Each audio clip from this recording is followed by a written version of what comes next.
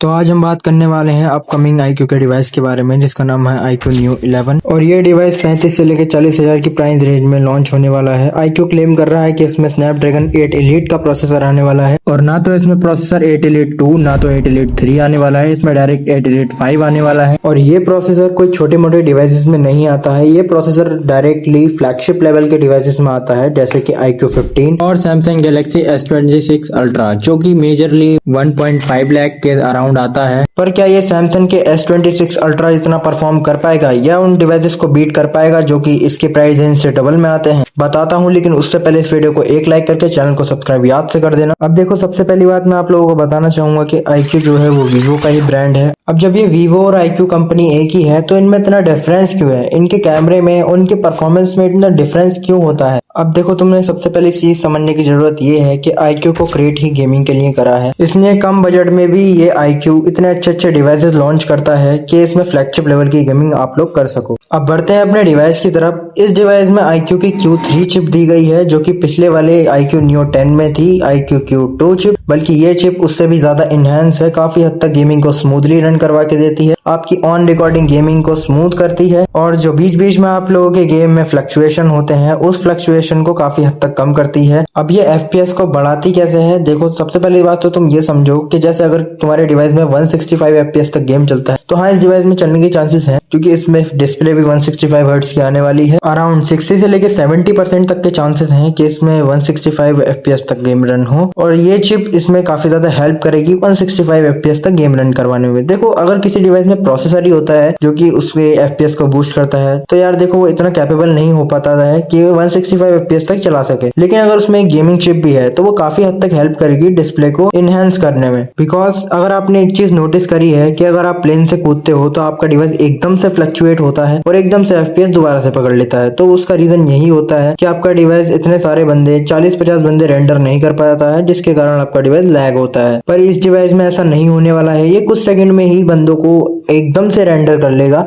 और आपका डिवाइस काफी हद तक लैग को कंज्यूम कर लेगा। और मेरे ख्याल से ये डिवाइस अपने प्राइस रेंज में आने वाले सभी डिवाइसेस को बीट कर देगा जैसे कि Poco F7 और iQOO Neo 10, OnePlus Nord 5, Poco X8 Pro, इन सब डिवाइसेस को ये इजीली बीट कर देगा बिकॉज प्रोसेसर काफी ज्यादा फ्लैगशिप लेवल का है और इस डिवाइस में 7500 mAh की बैटरी होने वाली है जो कि काफी ज्यादा बड़ी है। अराउंड 6 से लेके 7 आवर्स तक ये बैटरी इजीली चल जाएगी अगर आप लोग गेमिंग करते हो BGMI के अंदर। 144 और 165 FPS की गेमिंग ये इजीली करवा के देगा आप लोगों को और विदाउट लैग करवा के देगा। और इसमें 100 वाट की फास्ट चार्जिंग आती है जो कि आपके डिवाइस को अराउंड 1 आवर्स से लेके 1.5 आवर्स तक पूरा चार्ज कर देगा। लेकिन iQOO ने ऐसे डिवाइस लॉन्च करके एक बात साबित कर दी है कि वो ROG, Nubia, Red Magic जैसे डिवाइसेस को बीट करने की कैपेबिलिटी इजीली रखता है। बिकॉज ऐसे डिवाइस और ऐसी प्राइस रेंज में लॉन्च करने का मतलब तो सीधा सा बात है, iQOO चैलेंज करता है उन सभी ब्रांड्स को जो कि उसके कंपैरिजन में बिल्कुल भी नहीं बैठते हैं। क्योंकि जहां iQOO ऐसी प्राइस रेंज में ऐसा डिवाइस लॉन्च करती है वहीं पे ही कोई डिवाइस 60 से लेके 70,000 की प्राइस रेंज में भी उस डिवाइस में कॉस्ट कटिंग आती है और यहाँ iQOO 35,000 की प्राइस रेंज में भी ऐसे डिवाइस लॉन्च करता है जो कि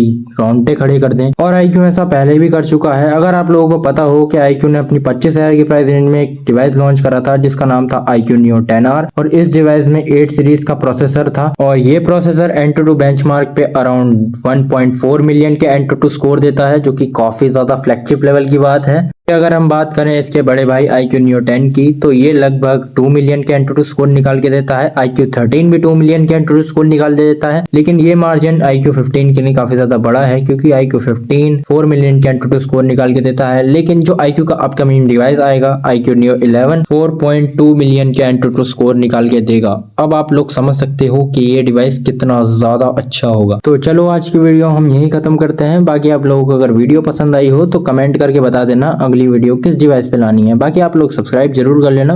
take care and bye bye.